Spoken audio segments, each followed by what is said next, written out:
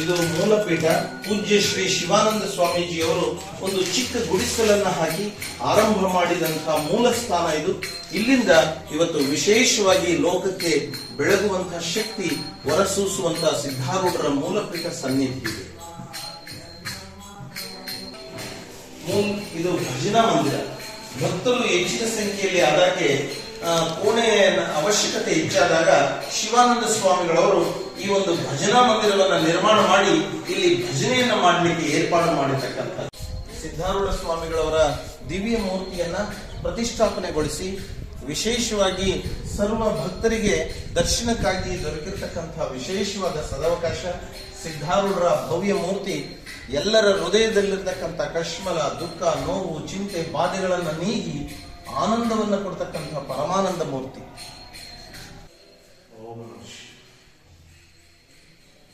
4,500 ಮಂದಿ ಆಂಧ್ರ ಪ್ರದೇಶ ಮತ್ತು ಕರ್ನಾಟಕದಲ್ಲಿ ಓಂ ನಮಃ ಶಿವಾಯ ಅಂತ ಹೇಳಿ 108 ದಿನಗಳ ಕಾಲ ಪ್ರತಿದಿನ 108 ಬಾರಿ ಲಿಖಿತ ರೂಪದಲ್ಲಿ ಕಾಯ ವಾಚ ಮನಸ್ಸ ಬಂದಿರತಕ್ಕಂಥದ್ದಿದೆ. ಅವರ ಮನೋ ಸಂಕಲ್ಪಗಳೆಲ್ಲ ಈಡೇರಿರ್ತಕ್ಕಂಥದ್ದು. ಇದಕ್ಕೆ ನಿತ್ಯ ಪೂಜೆ ಕ್ಷೇತ್ರದಲ್ಲಿ ನಡೀತಿದೆ. ಆ ಭಕ್ತರೆಲ್ಲ ಪರಮಾನಂದವನ್ನ ಹೊಂದಿರತಕ್ಕಂಥವರಾಗ್ಯಾರೆ. ಇದು ಗ್ರಂಥಾಲಯದ ಗ್ರಂಥಗಳು. ಇದಕ್ಕೆ ಎಲ್ಲ ಕಾರ್ಯ ನಡೀತಾ ಇದೆ. ಇದೇ ವರ್ಷ ಇದನ್ನ ಲೋಕಾರ್ಪಣೆ ಮಾಡ್ಬೇಕನ್ನುವಂತ ಸಚ್ಚಿಂತನೆಯಲ್ಲಿ ಇದೀವಿ. ಇದರಲ್ಲಿ ಗ್ರಂಥಾಲಯ ಬರ್ತದೆ, ಗುರುಗಳನ್ನು ಭೇಟಿ ಮಾಡಕ್ ನಿಲಯ ಬರ್ತದೆ, ಸಭಾಂಗಣ ಬರ್ತದೆ. ಸುಮಾರು 2.5 ಕೋಟಿ ರೂಪಾಯಿ ವೆಚ್ಚದ ಮಂದಿರ ಇದು. ಇದು ಪೂರ್ಣವಾಗಿ ಭಿಕ್ಷೆಯಿಂದ ನಿರ್ಮಾಣ ಆಗ್ತಿರೋದು. ಹಳ್ಳಿಗಳಲ್ಲಿ ಬರಿಗಾಲಿನಲ್ಲಿ ಹೋಗಿ ಜೋಳಿಗೆ ಹಾಕೊಂಡು ಓಂ ನಮಃ ಶಿವಾಯ ಅಂತ ಬೀದಿಗಳಲ್ಲಿ ಹೋಗಿದ್ದಕ್ಕ ಇಷ್ಟು ದೊಡ್ಡ ಮಂದಿರ ನಿರ್ಮಾಣ ಮಾಡಲಿಕ್ಕೆ ಶಕ್ತಿನ ಸಿದ್ಧಾರೂಢ ಪರ್ಕೊಟ್ಟಾರೆ. ಇದು ಅಂತ ಹೇಳಕ್ಕೆ ಯಾರಿಗೂ ಅಧಿಕಾರ ಇಲ್ಲ. ಈ ಮಂದಿರನ ನಾವು ಕಟ್ಟಿದೆವು ಅಂತ ಹೇಳೋದಕ್ಕೆ ಎಲ್ಲರಿಗೂ ಅಧಿಕಾರ ಇದೆ. ನೀಡಿದವರಿಗೂ, ನೀಡದೇ ಇರೋರಿಗೂ, ನಿಂದಿಸಿದವರಿಗೂ, ಹೊಂದಿಸಿದವರಿಗೂ ಎಲ್ಲರಿಗೂ ಅವಕಾಶ ಇದೆ.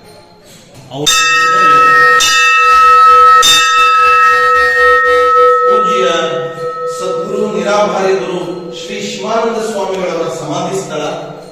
ಇದು ಪ್ರಶಾಂತವಾಗಿರ್ತದೆ ಸದಾಕಾಲ. ಇಲ್ಲಿ ಧ್ಯಾನ ಮಾಡತಕ್ಕಂಥವರಿಗೆ ಜ್ಞಾನ ಆಗ್ತದೆ, ಅರಿವು ಪ್ರಾಪ್ತಿಯಾಗ್ತದೆ. ಅವರ ಒಂದು ಸೇವೆ ಸಮಾಜಕ್ಕೆ ವಿಶೇಷವಾಗಿ ಸಂದರ್ಭದ ಫಲವಾಗಿ ಇಂತಹ ಒಂದು ಪೀಠ ಸಂಸ್ಥಾಪನೆ ಆಗಲಿಕ್ಕೆ ಸಕಾರಣ ಆಗಿದೆ. ಪೂಜ್ಯ ಶ್ರೀ ಶಿವಾನಂದ ಸ್ವಾಮಿಗಳು.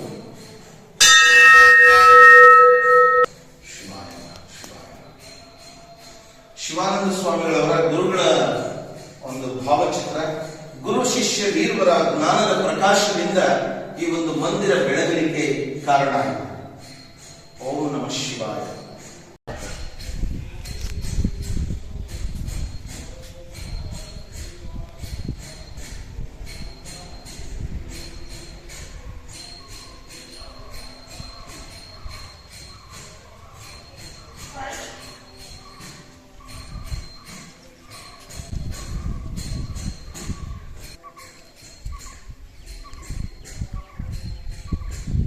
ಇದು ಶ್ರೀ ಸಿದ್ಧಾಶ್ರಮದ ಕಚೇರಿ.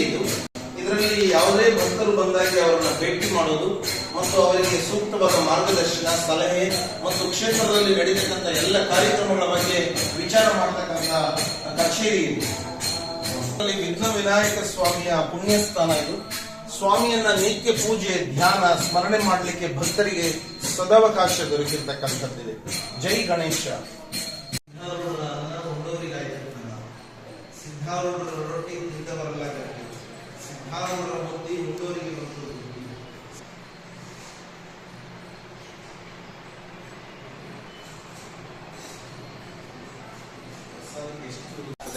ಯಾರೇ ಬಂದರೂ ಪ್ರಸಾದ ಮಾಡಲಿಕ್ಕೆ ಇಲ್ಲಿ ವ್ಯವಸ್ಥಿತವಾಗಿ ಸದಾಕಾಲ ನಡೀತಿರ್ತದೆ. ಮತ್ತೆ ಇಲ್ಲೆಲ್ಲ ಭಕ್ತರೇ ಸೇವೆ ಮಾಡ್ತಾರೆ ನೋಡ್ರಿ. ತಾಯರೆಲ್ಲ ಸೇವೆ ಮಾಡಲಿಕ್ಕೆ ಬಂದಿರತಕ್ಕಂಥ ಭಕ್ತ ಮಹಾಶಯರು. ಇನ್ನು ಭಕ್ತರಿಗೆ ಕುಡಿಯಲಿಕ್ಕೆ ಶುದ್ಧ ಜಲ ಇದೆ. ಆ ಜಲವನ್ನು ಅವರು ಸೇವನೆ ಮಾಡ್ತಾರೆ. ಇದು ಪ್ರಸಾದ ಸಿದ್ಧ ಆಗುವಂತ ಜಾಗ. ಓಂ ನಮಃ ಶಿವಾಯ. ಭಕ್ತರೇ ಆ ಕಟ್ಟಿಗೆಗಳನ್ನ ಸಿದ್ಧ ಮಾಡಿ ಹಾಗೆ ಜೋಡಿಸಿಟ್ಟು ಎಲ್ಲ ನೆರವೇರಿಸತಕ್ಕಂಥದ್ದು. ಕ್ಷೇತ್ರದಲ್ಲಿ ಪ್ರಸಾದ ಭಕ್ತರಿಗೆಲ್ಲ ಸಿದ್ಧ ಆಗೋದು ಒಲೆಯಲ್ಲಿ ಕಟ್ಟಿಗೆಗಳಿಂದ ಅನ್ನ ಪ್ರಸಾದ ಸಿದ್ಧ ಆಗಿ ಭಕ್ತರಿಗೆ ಬಡಿಸುವಂತ ವ್ಯವಸ್ಥೆಯನ್ನ ಕ್ಷೇತ್ರದಲ್ಲಿ ಇಡಲಾಗಿದೆ. ಕಟ್ಟಿಗೆಗಳನ್ನ ಭಕ್ತರೇ ಸಿದ್ಧ ಮಾಡಿ ಒಂದು ಕಡೆ ಜೋಡಿಸಿರ್ತಾರೆ. ಹಸಿರಿಗೂ ಮಹತ್ವ ಕೊಟ್ಟು ಒಂದು ಸುಂದರವಾದ ತೋಟನ ನಿರ್ಮಾಣ ಮಾಡಿದ್ದೇವೆ. ತೆಂಗು, ಹಣ್ಣಿನ ಗಿಡಗಳು, ಹೂವಿನ ಗಿಡಗಳು, ಕ್ಷೇತ್ರದಲ್ಲಿ ಇದು ಒಂದು ಶಕ್ತಿ. ಹಸಿರೇ ಉಸಿರು ಅನ್ನೋದನ್ನು ನಾಡಿಗೆ ನಾವು ವಿಚಾರ ಹೇಳಲಿಕ್ಕಾಗಿ ಈ ರೀತಿ ಹಸಿರನ್ನು ಆಶ್ರಮದಲ್ಲಿ ಸೃಷ್ಟಿ ಮಾಡಲಾಗಿದೆ, ವಿಶೇಷವಾಗಿ ಭಕ್ತರಿಗಾಗಿ. ಉತ್ಸವ ಮೂರ್ತಿಯನ್ನು ಸಿದ್ಧಾರೂಢರಿಟ್ಟು ಇದರಲ್ಲಿ ಗ್ರಾಮದಲ್ಲಿ ಉತ್ಸವವನ್ನು ಹೋಗ್ತೇವೆ. ವಿಶೇಷವಾಗಿ ಉತ್ಸವ ಮೂರ್ತಿಯನ್ನು ಇದರಲ್ಲಿಟ್ಟು ಭಕ್ತರೆಲ್ಲ ಸ್ವಾಮಿಯನ್ನ ಮೆರವಣಿಗೆ ಮೂಲಕ ತಗೊಂಡಂಥ ಪೀಠ. ಪಂಚ ವೃಕ್ಷಗಳ ಅಡಿಯಲ್ಲಿ ಪಂಚಮುಖಿ ಲಿಂಗ ಸ್ವಾಮಿ. ಇದು ವಿಶೇಷವಾಗಿ ಭಕ್ತರ ಹೃದಯದಲ್ಲಿರ್ತಕ್ಕಂಥ ಅಜ್ಞಾನವನ್ನು ನೀಗಿ ಜ್ಞಾನವನ್ನು ಕೃಪೆ ಮಾಡತಕ್ಕಂಥ ಪರಶಿವನ ಪಂಚಮುಖಗಳು, ಸದ್ಯೋಜಾತ, ವಾಮದೇವ, ಅಘೋರ, ತತ್ಪುರುಷ, ಈಶಾನ ಅಂತ ಹೇಳಿ ಏನು ಆಕಾಶ, ವಾಯು, ಅಗ್ನಿ, ಜಲ, ಪೃಥ್ವಿ ತತ್ವ ಇದೆಯಲ್ಲ, ಆ ಪಂಚತತ್ವಗಳನ್ನು ಒಳಗೊಂಡಿರತಕ್ಕಂಥ ವಿಶೇಷವಾಗಿರ್ತಕ್ಕಂಥ ಶಿವನ ರೂಪ ಇದು. ಇದು ವಿಶೇಷವಾಗಿ ಭಕ್ತರಿಗೆ ಕೃಪೆಯನ್ನು ಮಾಡತಕ್ಕಂಥದ್ದು. ಓಂ ನಮಃ ಶಿವಾಯ.